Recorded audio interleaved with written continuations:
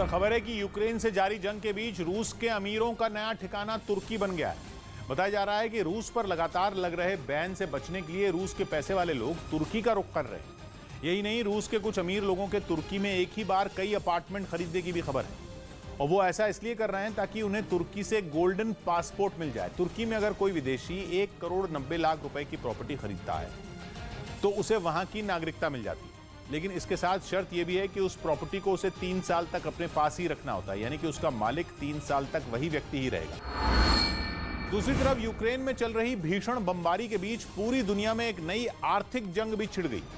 ऐसी जंग जिसके बाद शायद पूरी दुनिया में कारोबार का तरीका ही बदल जाए, लेकिन दुनिया में हो रहा यह बदलाव अमेरिका के लिए बड़े खतरे की घंटी है, क्योंकि दुनिया के कई बड़े देश अब व्यापार में डॉलर का इस्तेमाल बंद कर सकते हैं। दशकों से अंतर्राष्ट्रीय व्यापार में डॉलर का इस्तेमाल होता रहा है, इसका सीधा फायदा अमेरिका को मिलता है, लेकिन रूस पर लगे प्रतिबंधों के बाद दुनिया बदली दिखने लगी है। एक तरफ रूस ने बिना डॉलर के व्यापार करने की रणनीति बनाई, तो दूसरी तरफ दुनिया के कई बड़े देश रूस के बताए रास्ते पर चलने भी लग गए। दावा है कि भारत और रूस के बीच कच्चे तेल की डील में डॉलर का इस्तेमाल नहीं होगा। पता चला है कि चीन और रूस के बीच कोयले की डील चीन की करेंसी युआन में होगी, और रूस की इस चाल के बाद अंतर्राष्ट्रीय बाजार में रूस की करेंसी रूबल काफी मजबूत हो गई। लेकिन अमेरिका के लिए झटका केवल इतना ही नहीं है।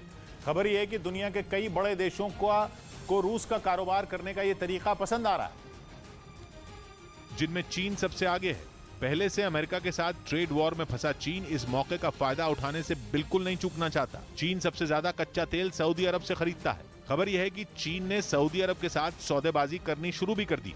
चीन चाहता है कि कच्चे तेल का भुगतान वो चीन की करेंसी युआन में करे, जबकि अब तक ये पेमेंट डॉलर में होती रही है। माना जा रहा है कि रूस के साथ चीन की हो रही डील के कारण सऊदी अरब भी दबाव में है। यही वजह है कि वो चीन की मांग के आगे झुक सकता है। दूसरी तरफ अमेरिका का दुश्मन देश ईरान है। ईरान की अर्थव्यवस्था भी कच्चा तेल बेचकर ही चलती है। माना यह जा रहा है कि अमेरिका को झटका देने के लिए ईरान भी डॉलर का साथ छोड़ सकता है। चर्चा है कि बहुत जल्द ईरान अपने ग्राहकों से रियाल में पेमेंट करने को कहेगा।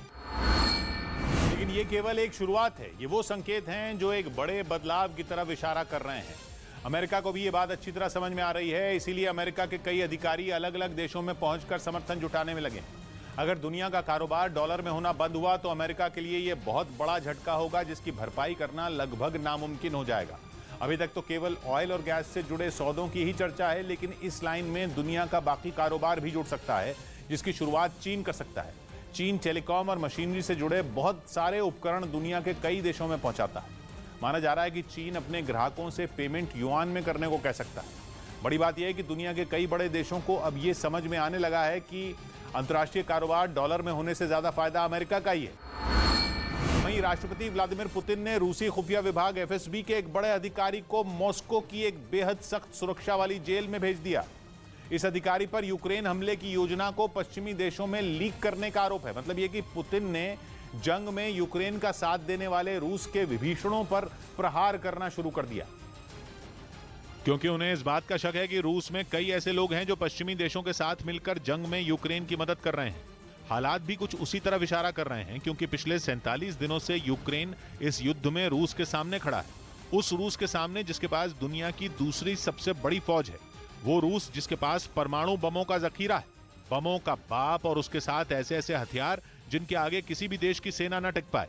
लेकिन इसके बाद भी रूस अब तक यूक्रेन को जीतने में कामयाब नहीं हो सका।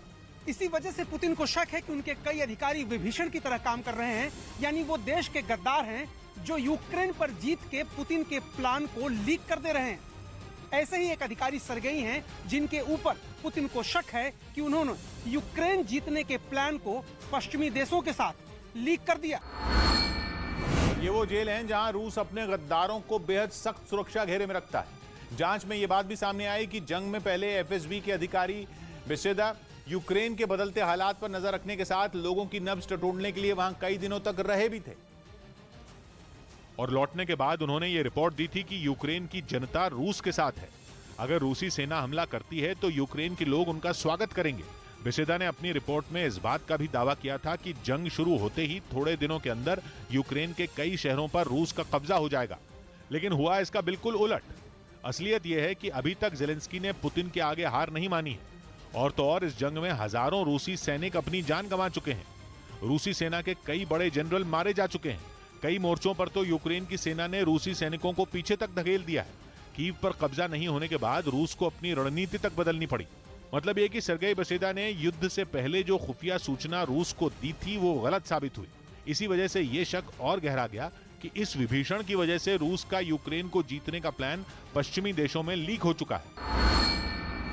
उधर हथियारबंद रूस समर्थित विद्रोहियों का एक काफिला मारियोपोल शहर की तरफ बढ़ता दिखा, जिसका एक वीडियो भी सामने आया, जिसमें जेड निशान बने टैंक के साथ कुछ जवान सड़क से गुजरते नजर आए। दावा किया गया कि ये रूस समर्थित विद्रोही थे और मारियोपोल के अंदर घुसने की कोशिश कर रहे थे। शहर में घुसने से पहले कुछ जवान टैंकों को मिसाइलों से लोड करते दिखे। वहीं जमीन पर भी कई छोटी मिसाइलें पड़ी दिखी। दावा है कि यूक्रेन के फौजियों से मुकाबले के लिए इन विद्रोहियों ने पहले अच्छी तैयारी की, फिर शहर की तरफ बढ़े। Позвонили в техникум, сказали явиться в военкомат, что от военкомата не прятался. सामने आई तस्वीरों में एक टैंक शहर की तरफ बढ़ता दिखाई दिया, जबकि कुछ सैनिक गश्त करते नजर आए।